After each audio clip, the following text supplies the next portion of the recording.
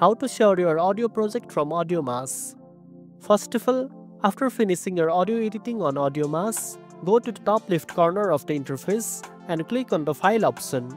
This will open a drop-down menu where you will see several useful actions.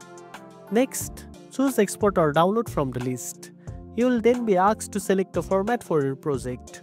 For general use and sharing, the Export as MP3 or Export as WAV option is recommended, as both are widely supported. Once you select the desired format, click on Export. The browser will automatically begin the download process, and the audio file will be saved directly to your device storage. Depending on the size and complexity of your project, the export and download might take a few seconds, so just wait until the process is completed. After the file is saved, you are ready to share it.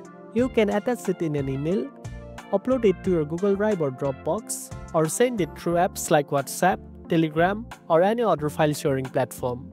Since the exported file is standard and compatible, it can be played on most devices without any issues. And that's it. Now you know how to share your audio project from AudioMass. If you found this video helpful, don't forget to like, share, and subscribe for more tech tips. Thanks for watching, and I'll see you in the next one.